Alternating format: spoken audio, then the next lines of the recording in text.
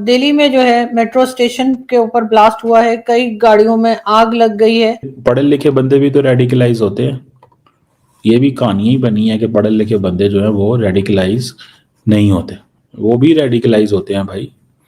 उनका भी एक अपना एक निज़ाम है, वो भी समझते हैं कि किसी को कत्ल करना जो है ना उनको जन्नत में ले जाएगा।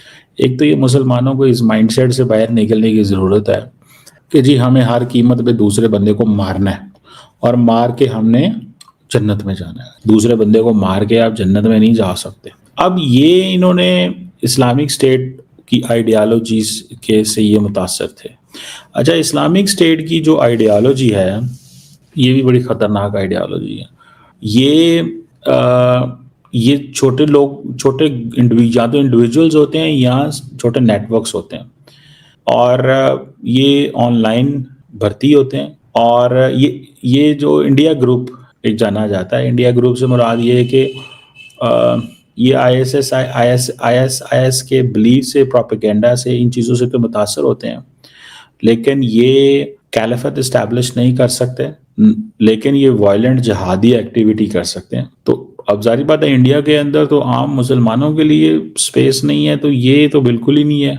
मैं समझता हूँ कि दहशतगर्दी की कोई भी शक्ल हो, वो स्टेट टेररिज्म हो या दिस काइंड ऑफ टेररिज्म, उसको जितना भी कंडेम किया जाए कम है। ये जो रेडिकलाइजेशन है, ये ऑनलाइन कंटेंट ये पढ़ते थे, सोशल मीडिया चैनल्स, ये वो आगे पीछे, तो ये प्योरली एक आइडियोलॉजिकल अलाइनमेंट जो है वो अब इन लोगों का पकड़े जाना इस चीज़ की है कि पढ़े लिखे लोग जो हैं उनका भी, वो भी उनके अंदर ये टेंडेंसी क्या बढ़ रही है।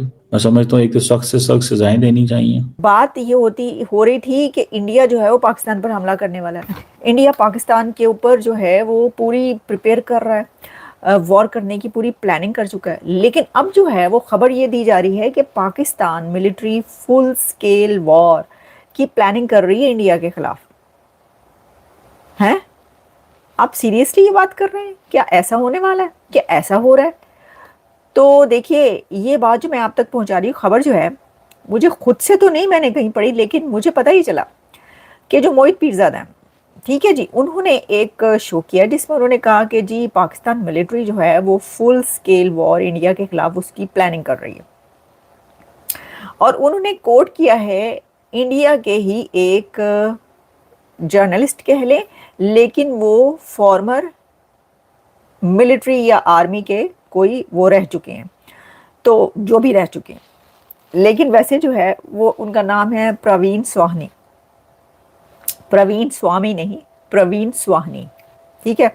अब उन्होंने उनको कोट किया, उन्होंने कहा कि उन्होंने एक जो लिखा है सोशल मीडिया पर और उनका एक आर्टिकल शायद चल रहा है जिसके अंदर उन्होंने ये कहा है कि Pakistan military is preparing for full scale war with India और India is one and should remain one.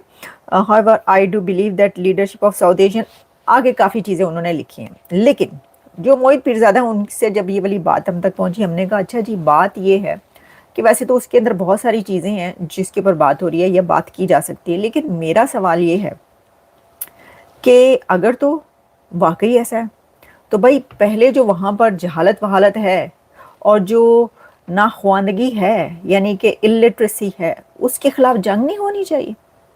पहले आप कंट्री के अंदर जो बुराइयां हैं, यानी ये कि जो आपके लोग जिहादी बन रहे हैं और जो जनरेशन्स हैं वो एजुकेशन और बुक्स के बजाय कहीं और लग गई हैं, उनको पहले आप थोड़ी सी पढ़ाई वढ़ाई करवाएं, वहाँ पे एजुकेशन के लिए वॉर हो, नौजवानों को एजुकेशन देने के लिए वॉर हो, वहाँ पर तरक्की के लिए वॉर हो, वहाँ पर जो है वो जो ऐसी ख़वातीन के साथ जो सलूक होता है उसके ख़िलाफ़ वॉर हो, वहाँ पे बच्चों के साथ जो मदरसों में और मस्जिदों में सलूक होता है उसके ख़िलाफ़ वॉर हो। आपने इंडिया के ख़िलाफ़ वॉर करनी है। चलें, ओके, बात ये है कि बात ये की जा रही थी कि इंडिया जो है वो ऑपरेशन सिंदूर जो है ये भी चल रही है। तो भारत ने कई दफ़ा, उसके लीडर्स ने भी कई दफ़ा बोला कि जी ये जो है ना ये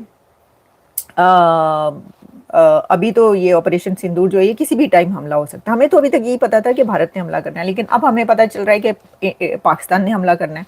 तो पाकिस्तान के लिए हमला करने के लिए उतना पैसा भी होना चाहिए।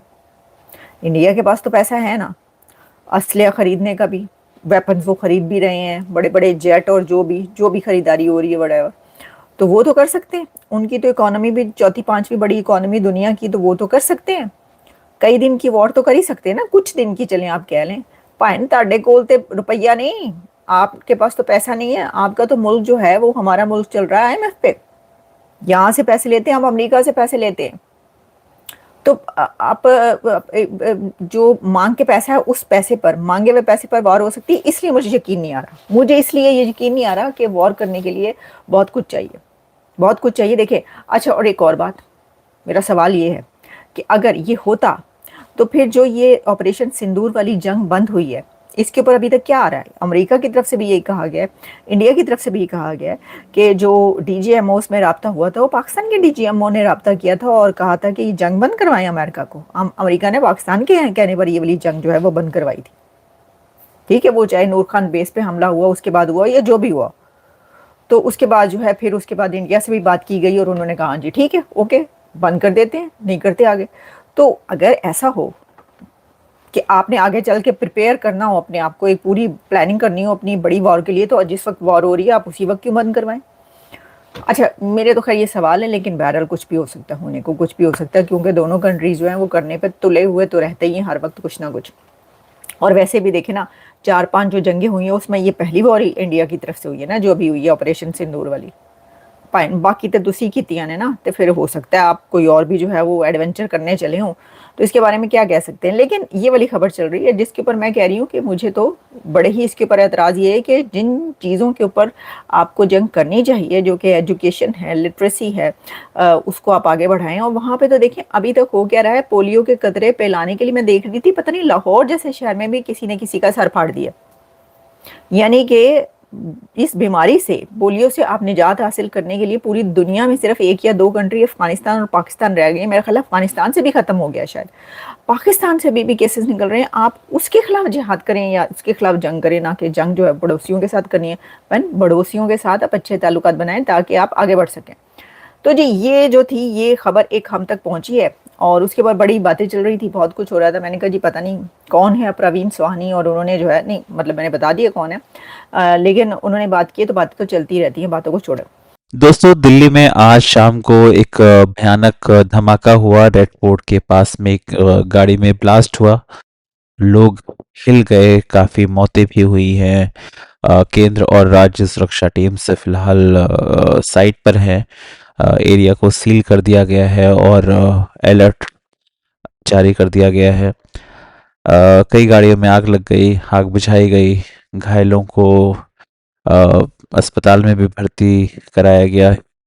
बहुत दुखद ये घटना लग रही है, मतलब लाइक बोलते वक्त भी ना अजीब सा लग रहा है कि एक ऐसा एरिया चांदनी चौक का जहां पर इतनी भीड़ रहती है शादी की। आज की डेट में आप देख रहे होंगे कि शॉपिंग चल रही है लोगों की, और हमेशा वो एरिया ना लोगों से भरा रहता है। और ऐसे में ब्लास्ट, और सिर्फ ये जो आंकड़े मीडिया में बताए जा रहे हैं कि 8 लोग मारे गए हैं, अगर आप इसकी तस्वीरें अगर आप देखेंगे ना, तो जिस तरह से गाड़ियों का हाल हुआ है, आप खुद सोचो, मतलब ये आंकड़ा बहुत ज्यादा होगा। मे भी चलो ठीक है, हम मानते हैं कि लोगों के अंदर एक दहशत ना फैले, शायद इसलिए आंकड़ों को छुपाया जा रहा है। लेकिन सोशल मीडिया पर जिस तरह से क्लिप्स वायरल हो रही हैं, बयान से रिलेट हो रहे हैं, सीमा भी आज बोल रहा है ये पढ़े लिखे भी जिहादी बन रहे हैं। भाई तेरे से बड़ा जिहादी और क्या हो सकता है? तू भी अपने आप को पढ़ा लिखा बोलता है, तू जिहादी हो सकता है तो सभी जिहादी हो सकते हैं। सबको 72 होने चाहिए। पता नहीं क्या 72 होरों का इनको शौक लगा हुआ है, यहाँ पर रहकर अपनी वाइफ को संभाल नहीं पाते और इनको 72 होरे चाहिए होती है। ऐसे वक्त में देखो, अफवाहें भी फैलती हैं, नफरत भी फैलती है। बहुत आसान होता है चीज़ों को फैलाना, बट थोड़ा इस वक्त मेरे ख्याल से कूल माइंड होकर रहने की ज़रूरत है।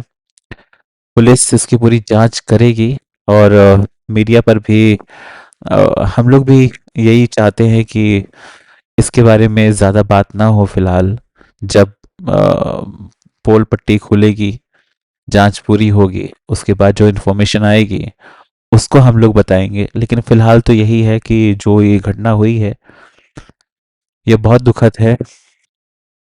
दिल्ली जैसे एरिया में चांदनी चौक खास तौर पे, जहाँ पर बहुत बहुत गंदी वाली भीड़ रहती है। हम सबका फर्ज है सच जानने का। और फिलहाल आप लोगों से भी गुजारिश है कि ऐसी खबरों को अगर आपको मिलती हैं जो अफवाह साबित हों, कोशिश करें सर्कुलेट ना करें, ना फैलाएं, इंतज़ार करें। हमारी सुरक्षा एजेंसीज लगी हुई हैं और जैसे कोई खबर आती है हम लोग ज़रूर इस पर बात करेंगे। जय हिंद, जय भारत।